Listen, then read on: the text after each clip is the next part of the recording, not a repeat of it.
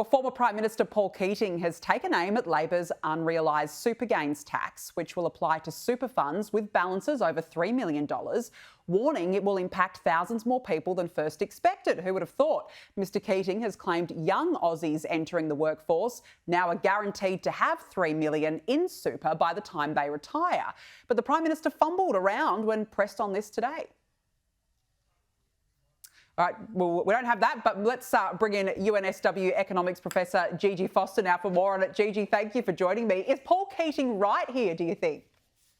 Yeah, well, I definitely don't agree with the gains tax, but I actually, as a Yankee, I've always thought that superannuation in Australia is kind of the classic Australian rort, which is that you pay somebody off to not complain that they're getting a bad deal. So in this case, we have the superannuation guarantee going up to 12%, as we know. And Paul Keating was, I think, also saying in that quote that he was happy it finally got there, because when he first initiated it back in the 90s, that was the idea. That was what he was hoping for, 12% guarantee. Now that means you're going to be a rich old person. So that's the carrot, that's the reward, that's the payoff. But what is the not getting a good deal part? Well, the fact that a lot of it's going to get taxed away. And of course, that a lot of the money managers of these super funds are getting incredibly rich off of your savings that you can't touch unless the government decides to be a super nice person for a little while, like they did once in COVID, until you're 60 or 65 or whatever the preservation age is. So to my mind, we should just have a very different retirement savings scheme. We should have definitely tax-preferred savings for retirement, but put a lot more autonomy and decision-making power into the hands of the individual worker to use his or her money the way that he or she sees fit throughout his or her working life. Yeah, it's a really good point. I mean, surely there are, better ways to address super that does not include these unrealised gains. I completely get it.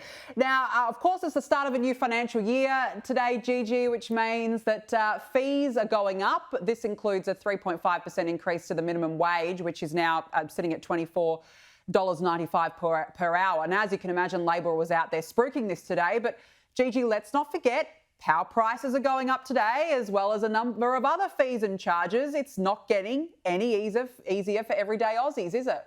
No, it's not. And I mean, you could say that maybe this wage increase is a slight improvement over the latest inflation figures, which I think were 2.1%, the last monthly figure, which of course itself is a bit unreliable. It's usually the quarterly figures that we tend to rely on more. But the reality is that, as you say, there are other costs going up in this change of guard when we go to one financial year to the next. I do support some of the changes that are being implemented, such as the increase in parental leave, although I think that is not the only way we could support working families and help with the cost of raising children.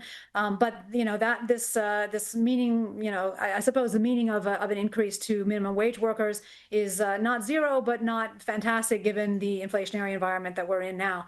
In fact, we are running a special discussion about the cost of living pressures that Australians are facing next week here in Sydney. So if people listening to the show would like to have a look, it's called A Big Dialogue, Australia's Cost of Living Problem. It's happening at the Sydney Masonic Centre on Monday evening next week. So very, very exciting lineup, including Adam Crichton and myself as MC, and Cameron Murray, who I think you guys have had on as a commentator, Alison Preston, and our WUS Chancellor, Jennifer Westacott. So a very exciting evening. We're very much looking forward to getting into some of these issues and where the cost of living crisis came from, as well as what we can do about it policy-wise. Well, I mean, I think it's going to be fantastic, a really good event, because, this cost of living crisis, Gigi, it's been going on for years now, and realistically, nothing has changed and nothing seems to be changing. So it'll be great to have people like you involved in a really important discussion on it. Gigi Foster, nice to see you. Thanks so much for joining me on the show this evening. Really appreciate it.